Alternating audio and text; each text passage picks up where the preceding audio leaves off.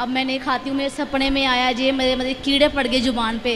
पहले हम खाते थे, अब छोड़, जब से मैं आपकी कथा तो में देखिए सपने में भगवान ने कह दिया कि यदि मांस खाओगे तो ऐसे कीड़े पड़ेंगे। हाँ। लेकिन देखो आप बच गए भगवान की गुरुजी, शरण मैं में उसी आके। दिन- कीड़े पड़ जाते हैं जो मांस इत्यादि का सेवन करता है। अस्सलाम वालेकुम रहमतुल्लाहि वबरकातुहू।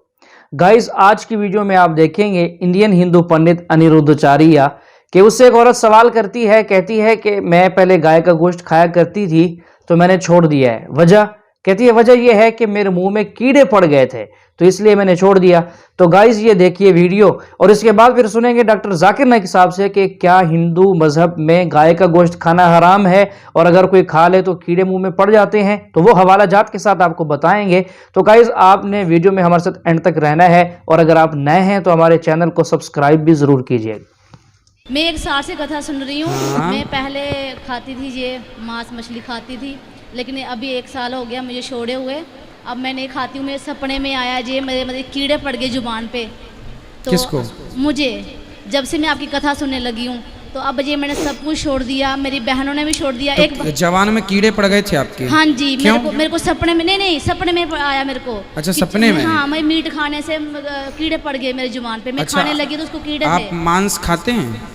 पहले हम खाते थे, अब छोड़, जब से मैं आपकी कथा तो में जुड़ी देखिए हूँ। सपने में भगवान ने कह दिया कि यदि मांस खाओगे तो ऐसे कीड़े पड़ेंगे। हाँ। लेकिन देखो आप बच गए भगवान की गुरुजी, शरण मैं में उसी आके। दिन से मैंने छोड़ दिया, फिर मेरा मन बिल्कुल भी नहीं किया। सारा परिवार को बोलना कोई मांस वांस ना वो नहीं खाए। खाता, अभी मेरी बहन नहीं खाती। जो मांस इत्यादि खाते हैं, देखो इन्हें सपने में ये आया, भगवान जी ने बस एक सपना मिनट दिया और कि पूछना। कीड़े पड़ रहे हैं।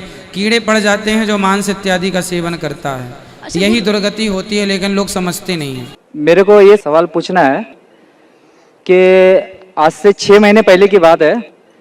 मैं बहुत बीमार था और मैंने बहुत अपना इलाज कराया, लेकिन मेरे को कुछ फ़र्क नहीं पड़ा। तो मेरे को फ़र्क क्यों नहीं पड़ रहा करके ये बात को मैं बहुत सोच रहा था। तो मुझे मालूम पड़ा कि मैं जिस इलाके में रहता हूँ वो एरिया में गोश्त खाने के लिए मनाही है। तो थोड़े दिन के बाद मैं चिता कैंप में आया। चिता कैंप में आने के बाद में मैं जो बचपन से जो खाता था वही चीज़ को मैं रिप्ले किया और मेरी हालत सुधर गई। मेरा 16 किलो वज़न कम था जो बाद में लेवल में आ गया। तो बोलने का मतलब ये है कि ये जो मैं सवाल पूछ रहा हूँ आपको, ये सवाल मेरे लिए या गैर मुसलमान भाइयों के लिए नहीं है, स्पेशली मेरे औरत के लिए। ये इसके लिए क्योंकि इस वक्त वो आपको टीवी पे देख रही है। मैं तो आज इस्लाम कबूल करने वाला हूँ। तो मैं मेरी औरत को ये बताना चाहता हूँ कि आपका मैं एक बार पहले एक लेक्चर में सुना था कि इंसान का जो ये जो दांत होता है, वो दांत की जो रचना की गई है वो गोश्त खाने के लिए भी है। और मेरे दोस्त लोग ने अभी बोला मेरे को कि 2 दिन पहले आपके लेक्चर में आपने बोला था इस्लाम हमको ये नहीं बोलता कि गोश्त ही खाओ तुम, समझे। आप परसों के दिन में मेरे शायद बोले थे कि गोश्त महंगा हुआ है, आप सब्जी भी खा सकते हो। तो मेरे को ये बोलना है, मैं उससे छुप छुप के गोश्त खाता हूँ जो मेरे को खाना ही है हर हाल में, क्योंकि वही मेरी बॉडी के साथ लेवल करता है। तो हाँ, क्योंकि मैं वैसा बचपन से मैं हूँ वैसा ही, लेकिन मेरी औरत हैंडीकैप्ट है मेरी औरत, और मैं उससे बहुत प्यार करता हूँ। और मैं चाहता हूँ कि वो भी इस्लाम धर्म ले आपकी बात सुन के। अच्छा, दूसरी बात ये है कि उसको ये बोलिए आप कि आप इस्लाम धर्म कबूल कर रहे हो तो आपको गोश्त खाना कोई ज़रूरी नहीं।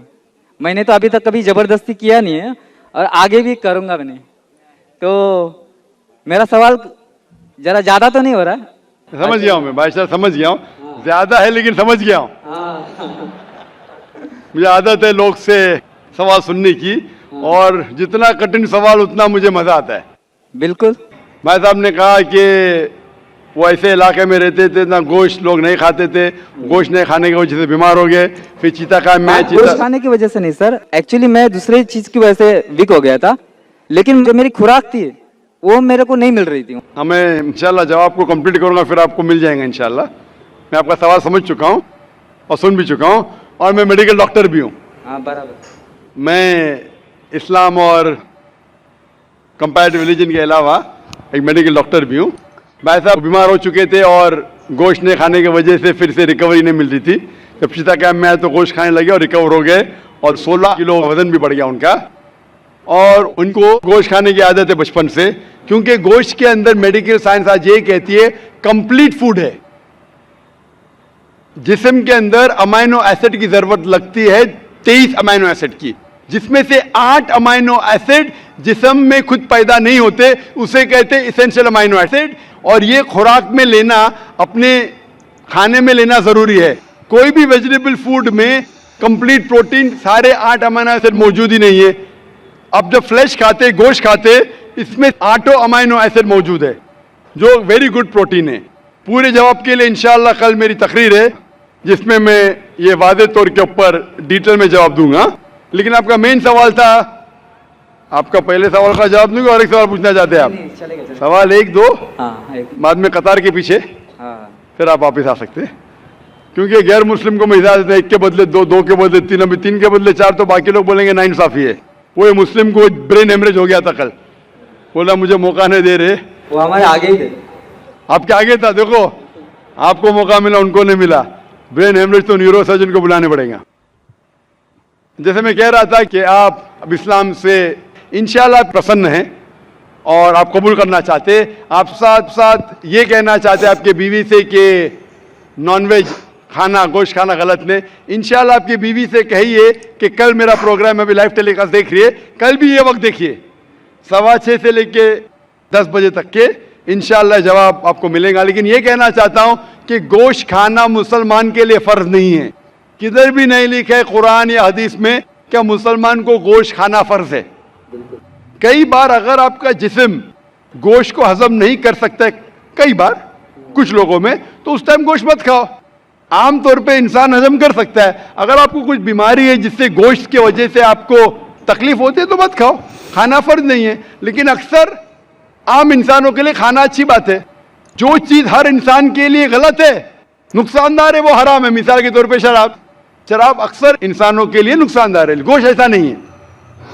लेकिन आपकी बीवी को अगर गोश्त पसंद नहीं है और उसे गोश्त का टेस्ट पसंद नहीं है या अच्छा नहीं लगता, वो बिल्कुल फिर भी अच्छी मुसलमान रह सकती है अगर मानती है कि खुदा एक है और बुत परस्ती नहीं करती है।